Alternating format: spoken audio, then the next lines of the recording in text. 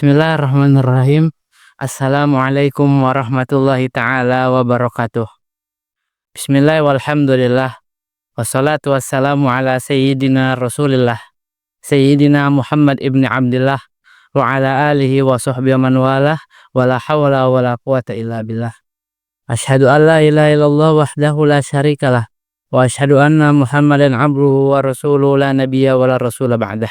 Allahumma salli wa sallim wa barik wa syarrif wa karrim ala sayyidina Muhammadin nabiyil kamil wa ala alihi salata la nihayata laha kama la nihayata li kamali kama adada kamali.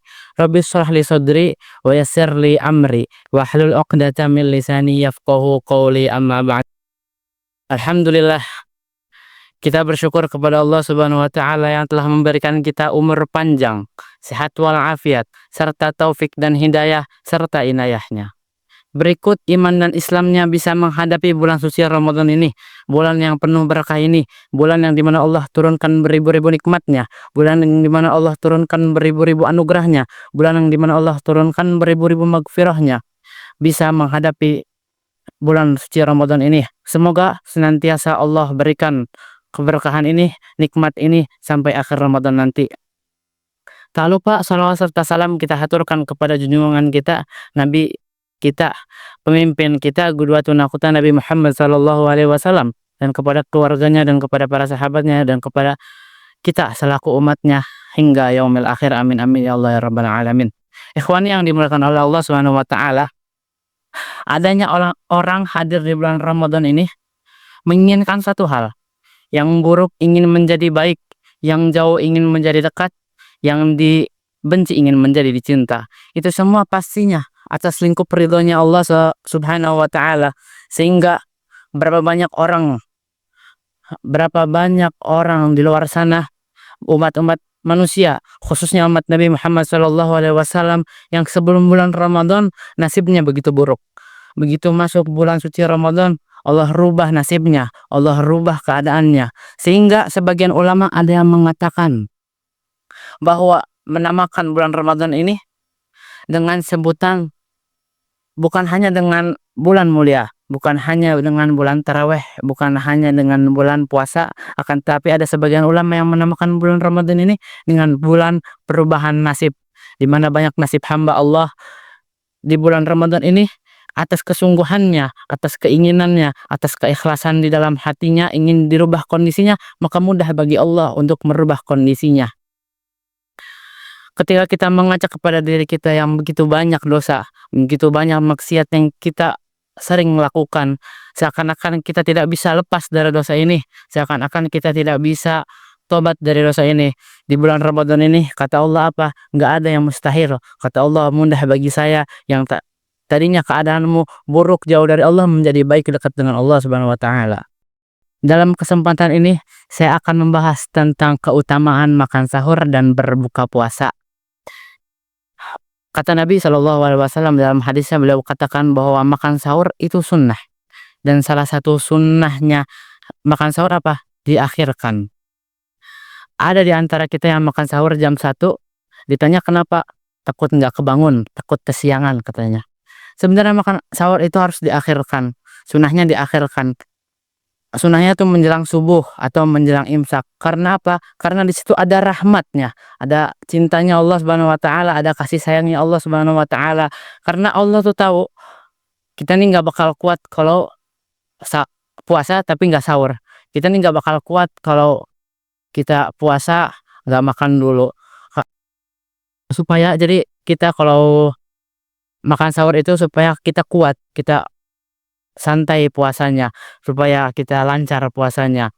Sebenarnya Nabi itu bisa aja kok berpuasa tapi nggak pakai bersahur, karena Nabi sering nahan lapar. Sampai-sampai dikisahkan Nabi kalau nahan lapar sampai memasukkan 3 batu ke sarung pinggangnya.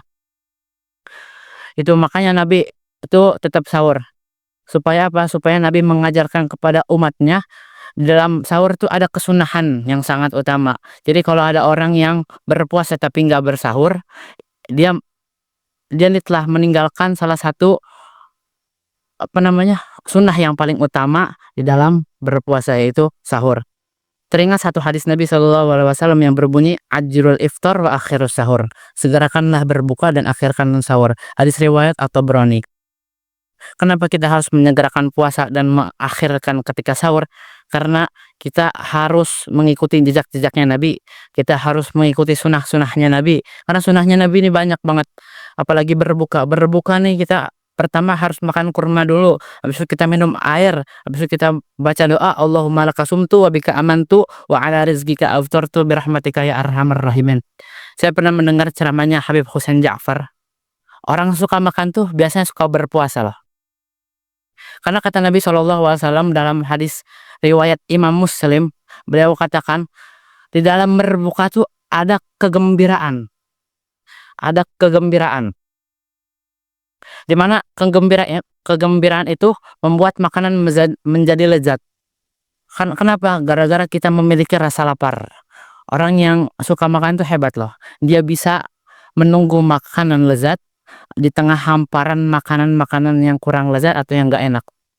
Karena kata Imam Jalaluddin Rumi, spiritualisme muslim, beliau mengatakan berbuka itu adalah hidangan terlezat yang ada dalam semesta.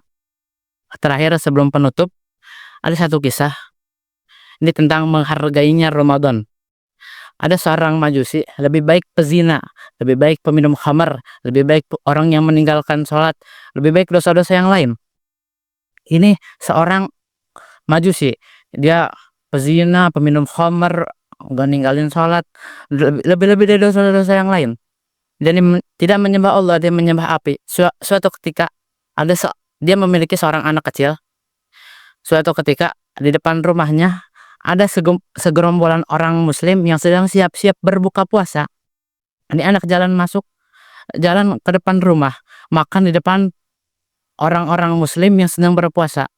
Ini orang majusi lihat anaknya makan depan orang muslim, orang majusi datang ke anaknya. Dia pukul anak nih. Dia ngomong ke anaknya, "Waihak." Waihak nih dalam bahasa Arab artinya celaka. Celaka wahai anakku. Kenapa kamu makan depan mereka? Kamu tidak tahu ini bulan suci Ramadan, ini bulan sucinya umat Islam. Kamu harus hargai mereka, masuk ke dalam. Ini orang majusi marahin anaknya, suruh masuk ke dalam gara-gara makan di depan orang muslim. Itu gara-gara tidak enak, tidak ada rasa yang begitu besar menghargai Ramadan. Suatu ketika setelah Ramadan, ada orang soleh di kampung itu yang bermimpi di dalam surganya Allah. Yang kita tahu surganya Allah nih kecilnya cuman segede sebenua Amerika. Apalagi besar. Nah, ini ada di sebuah surga yang sangat besar, sangat luas, begitu megah. Ada satu istana yang begitu megah. Di orang soleh masuk ke istana, melihat singgasana yang begitu megah, yang begitu perkasa. Itu ada seseorang. Saat orang soleh ini lihat, ternyata seseorang yang duduk di singgasana itu adalah orang majusi. Orang majusi yang ada di kampung itu. Ini orang soleh bingung. Ini orang soleh ngomong sama orang majusi, "Wahai fulan, engkau kan seorang majusi. Kenapa engkau bisa ada di situ?" Kata ini orang soleh. Kata orang majusi, "Saya diberi hidayah oleh Allah Subhanahu wa Ta'ala sebelum Ramadan selesai." Jadi ini orang majusi dicabut nyawanya oleh Allah sebelum Ramadan selesai. Setelah kejadian, dia menghargai Ramadan atas perlakuan anaknya. Ini orang soleh langsung bingung, langsung ngomong, Kau menghargai Ramadan, hanya sekedar menghargai Ramadan, engkau bisa duduk di singgasana ini. Apalagi orang-orang muslim, kita yang sebagai orang muslim bisa lebih dari itu. Maka cukup sekian dari saya, kurang lebihnya mohon maaf.